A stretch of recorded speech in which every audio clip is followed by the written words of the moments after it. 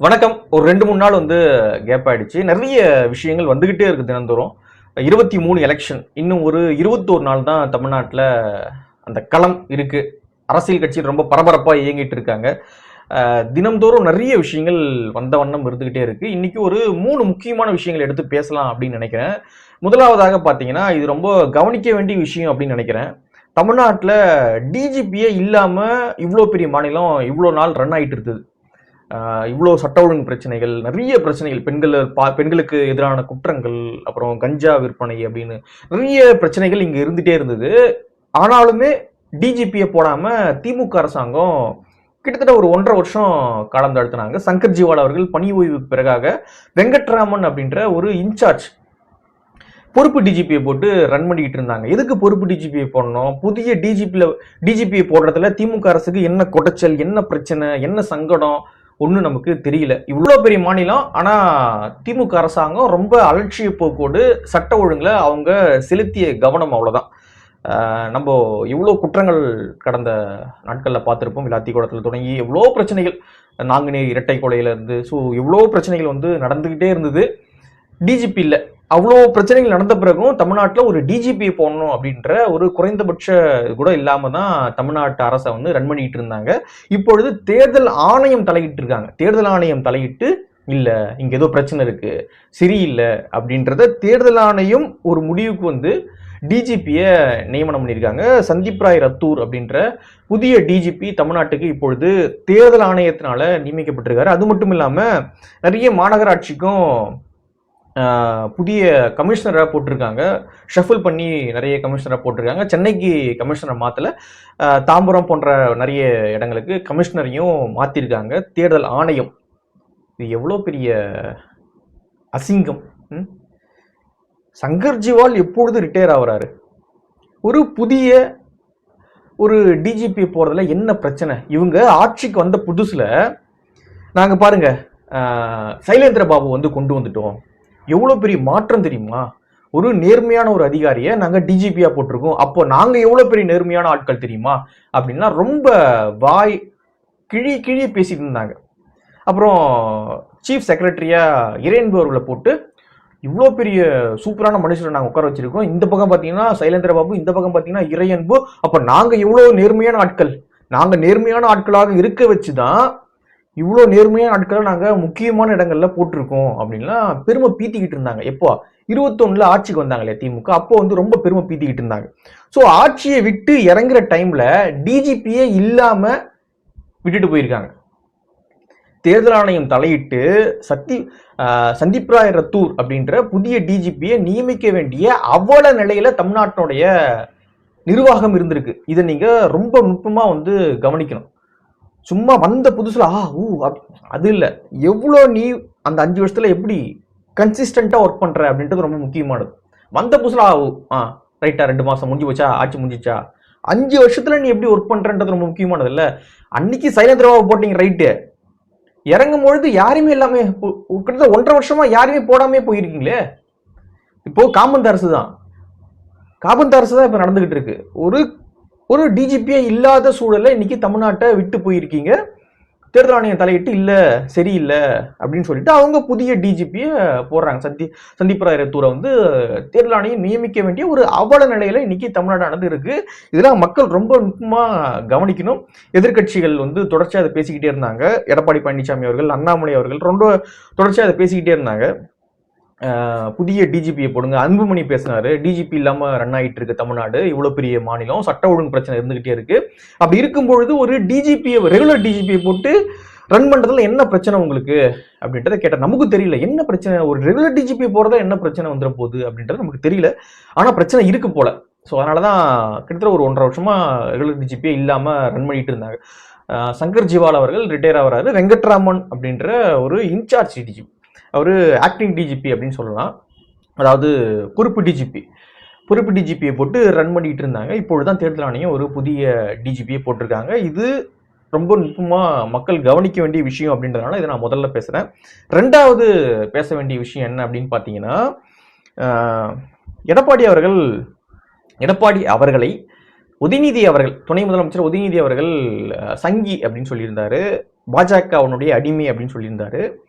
பெரிய ஏதோ அவரு என்னதான் வேற என்ன தெரியும் அவங்களுக்கு, இதான் முட்டு அது இதுன்னு ஏதோ செங்கி இங்கி அப்படின்னு எடப்பாடி அவர்களை பேசியிருந்தாங்க. எடப்பாடி அவர்கள் என்ன பண்ணார் அப்படின்னா, ஒரு போட்டோ எடுத்து காமிச்சு பிரச்சாரத்தில், அவரு பிரச்சாரத்தில் பேசுறாரு.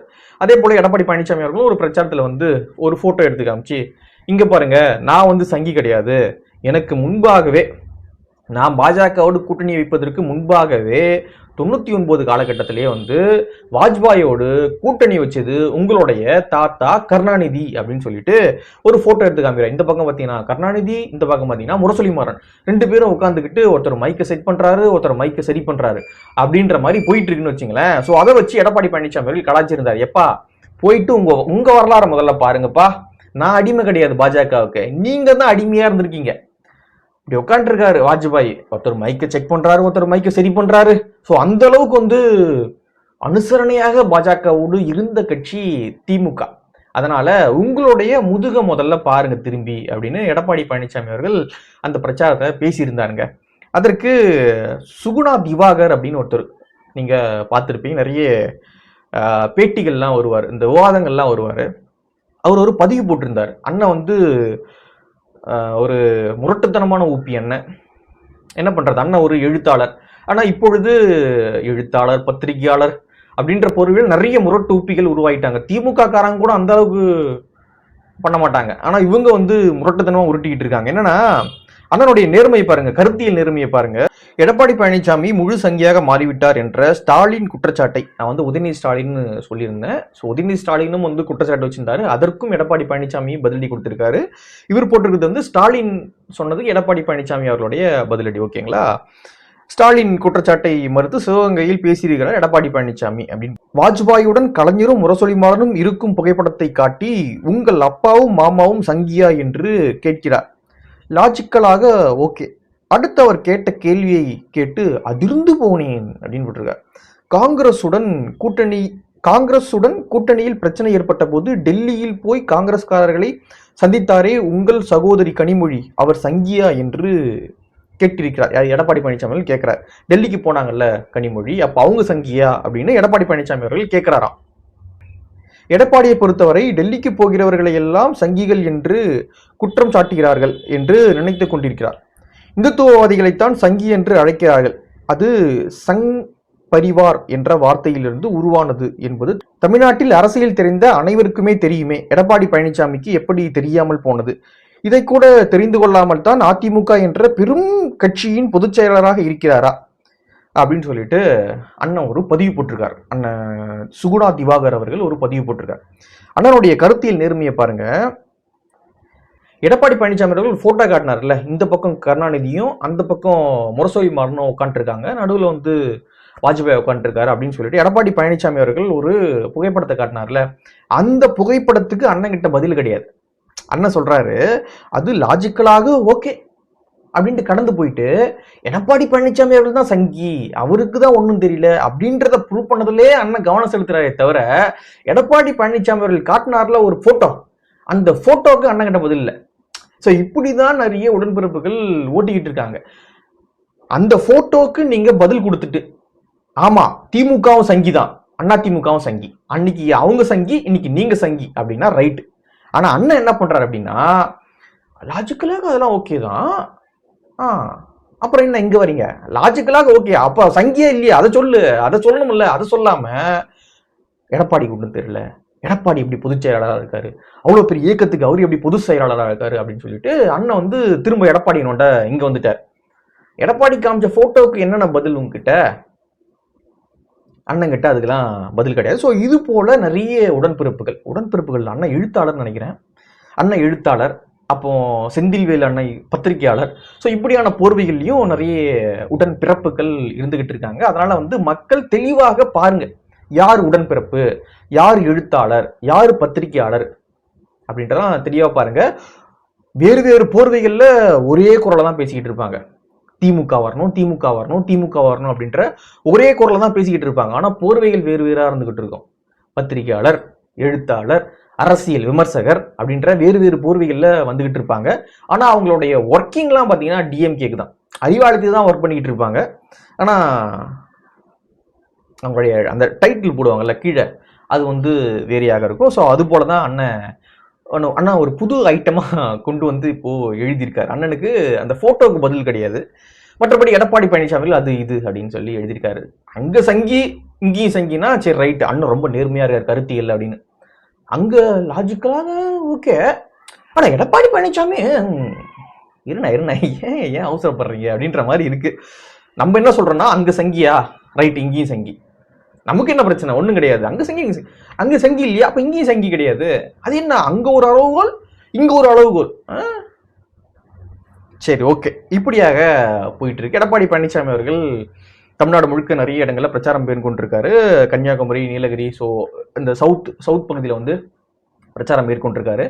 எடப்பாடி பழனிசாமி அவர்கள் வந்து வர வர அவருடைய பிரச்சாரத்துக்கு ஒரு முக்கியத்துவம் ஏற்படக்கூடிய விஷயங்களை பார்க்க முடியுது. குறுக்க இந்த கௌஷிக் வந்தா அப்படின்னு விஜய் அவர்கள் அடிக்கடி குறுக்க வந்துகிட்டு இருக்காரு. ஸோ விஜய் எது குறுக்க வர்றாரு அப்படின்னு நமக்கு தெரியும். திமுக வெற்றி பெற்றே ஆக வேண்டும், அதற்காக நான் உழைத்து கொண்டே இருக்கிறேன் அப்படின்னு சொல்லிட்டு விஜய் அவர்கள் குறுக்க வந்துகிட்டு இருக்காரு. இப்போ நம்ம என்ன சொல்றோம் அப்படின்னா, திமுகவுக்கு ஓட்டு போடாதீங்க, அண்ணா திமுக ஓட்டு போடாதீங்க, இவங்களுக்கு ஓட்டு அப்படின்னு நம்ம சொல்லலை.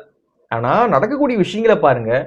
எப்போலாம் கொஞ்சம் அதிமுக எமர்ஜ் ஆகிற மாதிரி இருக்கோ அப்போதெல்லாம் குறுக்க வந்துடுறாரு இந்த விஜய். நீ என்ன எமர்ஜ் ஆகிற, இரு நீ எமர்ஜ் ஆனா அந்த ஆன்டி டிஎம்கே ஓட்டுலாம் ஒன்னா கன்சாலிடேட் ஆயிடும், நான் வந்து உடைக்கிறேன் அப்படின்னு அதிமுக எப்பொழுதுலாம் கொஞ்சம் லைம் லைட்டுக்கு வராங்களோ அப்பொழுதுதான் விஜய் அண்ணா குறுக்க வருவார். விஜய் அண்ணா குறுக்க வரும்பொழுது ஊடகங்கள்லாம் அவரை ஃபோக்கஸ் பண்ண ஆரம்பிப்பாங்க. அப்புறம் அப்படியே அதிமுக இருக்கிற இடம் தெரியாம அப்படியே ஆயிடும். ஸோ இப்படியான ஒரு விஷயங்கள் போயிட்டு இருக்கு. அதனால வந்து மக்கள் நீங்க பார்த்து ஓட்டு போட்டுங்க, நீங்க இவங்களுக்கு போடுங்க அவங்களுக்கு போடுங்க இவங்க, அதெல்லாம் நான் சொல்ல, உங்க இஷ்டம். நீங்க பார்த்து, உங்களுக்கு தெரியாத சட்டம் ஒன்றும் இல்லை, எந்த சட்டம் சிறந்த சட்டமோ அந்த சட்டத்தில் நல்ல வாக்குகளை போட்டு விடுங்க.